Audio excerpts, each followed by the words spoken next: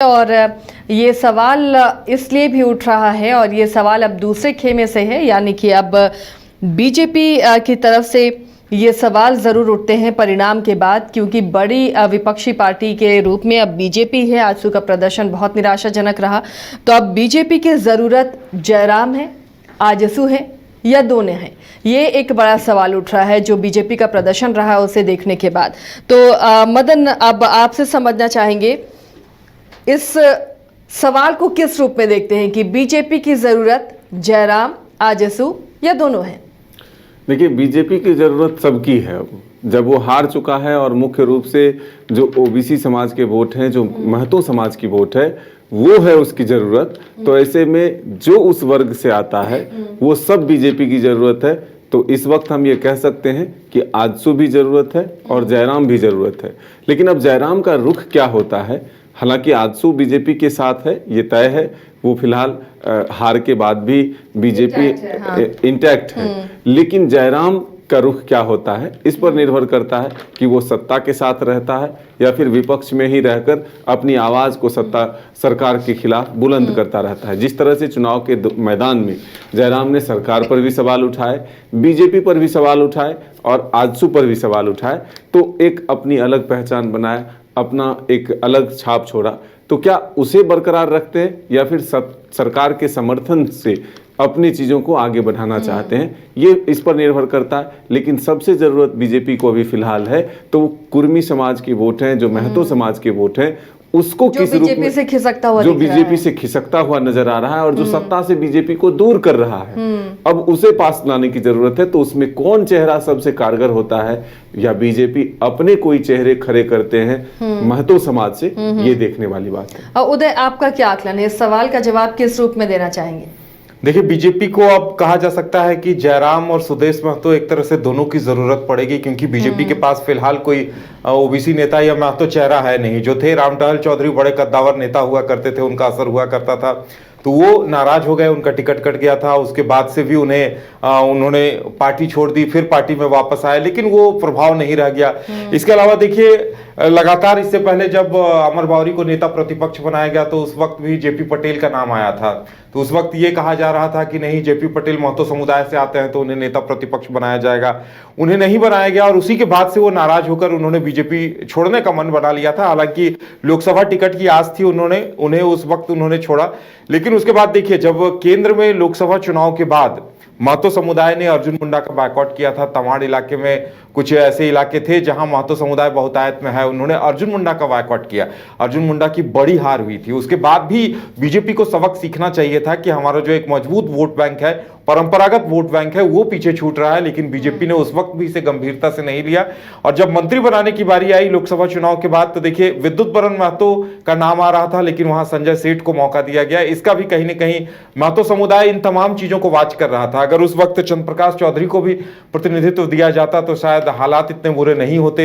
यानी महतो समुदाय के मन में सीधे सीधे ये मैसेज गया कि बीजेपी हमारी अनदेखी कर रही है, हमारे मुद्दों को, हमारे नेताओं को सामने नहीं ला रही है। एक तरह से कहा जाए तो बीजेपी ने ये पूरा दारोमदार आजसू पर छोड़ दिया था, चंद्रप्रकाश चौधरी और सुदेश महतो के चेहरे पर छोड़ दिया था। लेकिन बीजेपी ये आकलन नहीं कर पाई कि जयराम महतो की आंधी जब लोकसभा में दिख चुकी थी और जब केंद्र के लिए पीएम चुनने के लिए चुनाव हो रहा था, उस वक्त अगर जयराम महतो को इतना समर्थन, इतना ज्यादा वोट, कई विधानसभाओं में इतना जन समर्थन मिल सकता है, तो वो झारखंड विधानसभा चुनाव में क्या होगा? तो बीजेपी इस बात का आकलन करने में पूरी तरह से चूक गई है। और अब बीजेपी की जरूरत इस बात की है कि या तो बीजेपी को महतो नेता अपने यहां तैयार करने होंगे या फिर इन दोनों को साथ लेना पड़ेगा, या फिर महतो समुदाय की जरूरत जो है, महतो समुदाय लगातार खुद को आदिवासी घोषित करने की मांग कर रहा है। इसके साथ साथ देखिए, महतो समुदाय आरक्षण को लेकर नाराज है। ओबीसी आरक्षण यहाँ प्रतिशत कम कर दिया गया है, उसे लेकर महतो समुदाय में नाराजगी है। और इन मुद्दों को बीजेपी ने बिल्कुल परे छोड़ दिया, अनदेखा कर दिया। उन तमाम चीजों का खामियाजा इस तरह से सामने आया।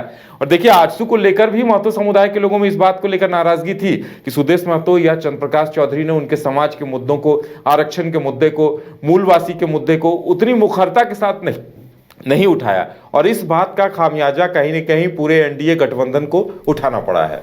बिल्कुल। तो रंजन जी, आपको क्या लगता है कि क्या वाकई अब बीजेपी के जो नतीजे नजर आए हैं इस चुनाव के बाद, जयराम और आजसू दोनों की जरूरत है या फिर किसी और खास चीज की जरूरत बीजेपी को है? देखिए, आजकल की जो पॉलिटिक्स है उसमें आपके साथ जितने लोग हों उतना बेहतर है। सभी समीकरण सध जी हाँ, जाएंगे। तभी समीकरण सधता है, चाहे वो बीजेपी हो, चाहे वो जेएमएम हो, चाहे वो कांग्रेस हो, चाहे आजसू हो। आपको ये देखना होगा। देखिए, जयराम महतो ने बहुत अच्छा चुनाव लड़ा लेकिन जीत एक सीट की पर ही मिली। तो जब आपको सीटों की संख्या बढ़ानी है तो आपको साथी भी बढ़ाने होंगे।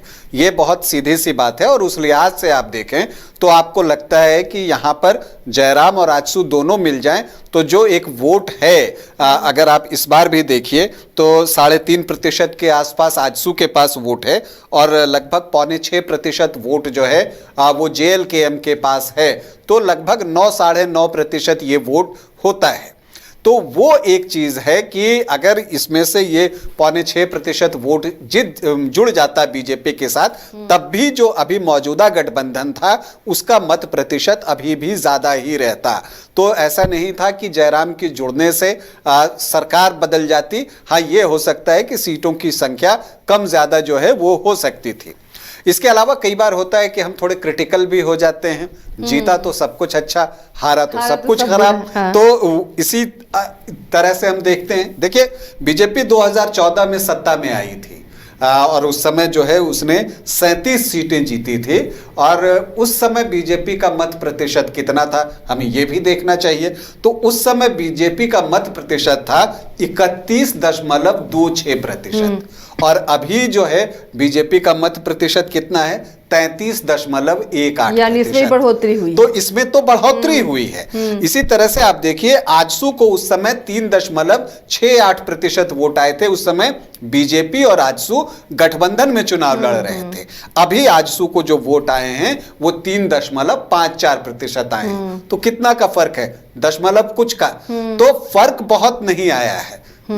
बात ये हुई है कि आपकी जो अपोनेंट टीम है वो बेटर परफॉर्म कर रही है। और जो ये चीजें हमने प्रोग्राम के दौरान भी जब आपके साथ में कार्यक्रम कर रहा था चुनाव के बाद, तो मैंने कहा था कि जो चुनाव पहले अलग अलग कोणों में खुलता था, जो ट्राइंगुलर फाइट्स होते थे या क्वाड्रिंगुलर फाइट्स होते थे, वो फाइट्स अब देखने को नहीं मिल रही हैं।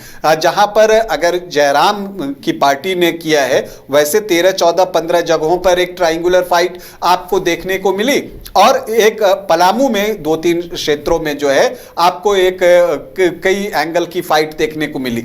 बाकी जगह बिल्कुल आमने सामने की लड़ाई हुई है और जब आमने सामने की लड़ाई होती है तो आपको उस तरह से अपना जो वोट परसेंट है उसको बढ़ाना पड़ता है, जो नहीं बढ़ा है बीजेपी का वही है। मैं कल संथाल को देख रहा था, संथाल परगना में जो सीटें हैं, ऐसा नहीं है कि बीजेपी ने कहीं पर बहुत खराब किया है। आप देखिएगा कि कुछ सीटें हैं जहां बीजेपी ने पिछली बार से ज्यादा वोट लाए हैं, लेकिन वहां पर आपको दिखेगा कि जेएमएम ने भी पिछली बार से ज्यादा वोट लाए हैं। तो वो वोट जा कहां से रहे हैं? मैं नाला का उदाहरण देता हूं, जहां पर जो कम्युनिस्ट पार्टी ऑफ इंडिया की हमेशा अच्छे संख्या में वोट आया करते थे, जहां से विशेश्वर खान 9 बार विधायक रहे सीपीआई के, वहां पर पिछले चुनाव तक, मतलब 2019 में जो विधानसभा का चुनाव हुआ उस वक्त भी आप देखेंगी कि जो सीपीआई का वोट परसेंट था वो डबल डिजिट में था, 12% के आसपास था। इस बार वो घटकर 2-2.5% पर आ गया है। मतलब फाइट 2 में हो गई। और यही चीज हम लोग अक्सर प्रोग्राम में कहते थे कि जब चुनाव शुरू होता है तो खुलता बहुत चौड़ा है, दिखता है कि बहुत चौड़ा है, लेकिन वो आगे जाते जाते संकरा हो जाता है। और यही चीज अब चुनाव में हो रहा है और ये इस बार 2024 से ये एक ट्रेंड शुरू हुआ है लोकसभा चुनाव से। तो ये जो नीतीश कुमार जब इंडिया गठबंधन में गए थे और उन्होंने ये फार्मूला जो है वो उस वक्त दिया था कि बीजेपी के खिलाफ एक ही प्रत्याशी हो, तो वो फार्मूला जो है अब काम करता हुआ दिख रहा है। तो इसीलिए देखिए, बीजेपी को जरूरत क्या है? इसकी जरूरत नहीं है, जरूरत यह है कि वो अपना वोट प्रतिशत बढ़ाए। वो स्टैग्नेंट पड़ा हुआ है 2014 से। 2014 में 31.26, 2019 में अगर आप आके देखिए तो बीजेपी यहां पर 33.37, अभी 33.18। तो ये लगभग वही 31 से 33-34 के बीच बीच में बीजेपी झूल रहा है पिछले 10 सालों से। तो अब अगर उसे बेटर करना है तो आपको अपना मत प्रतिशत बढ़ाना होगा। चूंकि लड़ाई आमने सामने की है तो आपको वहां पर 40 के घर में तो जाना ही पड़ेगा, तभी जो है एक परिस्थिति वैसा निर्मित होगी जहां आप फाइट देने की स्थिति में हैं। तो इसके लिए आपको कई साथी भी चाहिए होंगे। देखिए बीजेपी ने भी इस बार अपने साथी बढ़ाए, जेडीयू को बढ़ाया, एलजेपी आरवी को बढ़ाया। अब उसमें वो चाहेंगे कि हाँ जयराम भी जुड़ जाए तो बेहतर है, लेकिन क्या जयराम चाहेंगे, वो तो उस पर सवाल है। तो कई बार ये भी कहा जाता है कि दूसरे पर आश्रित होने से बेहतर होता है कि आप खुद को मजबूत करें, जैसा कि जेएमएम ने किया है।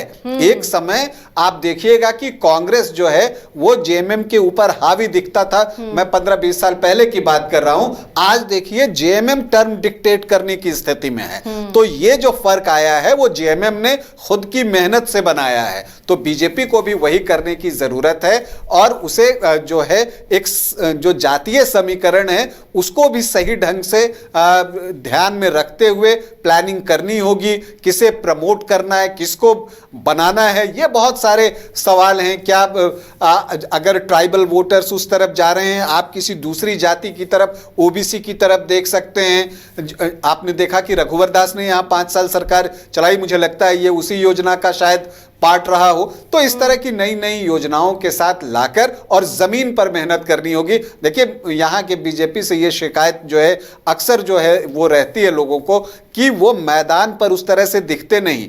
पिछले 5 सालों में भी जो छात्र आंदोलन हुए, आपको बीजेपी आजसू फील्ड में दिखी कहां? वो तो छात्र खुद से जो है वो आंदोलन करते हुए, अपनी लड़ाई लड़ते हुए दिखाई दिए।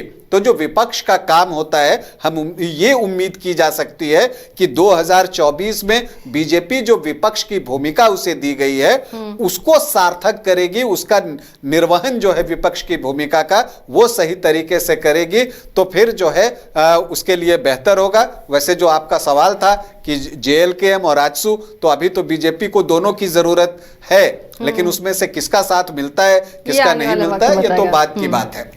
चलिए, तो अब अगले सवाल के जवाब को तलाशने की हम कोशिश करेंगे। बीजेपी की बात हो गई, जेएमएम की बात हो गई, अब बात करेंगे कांग्रेस की।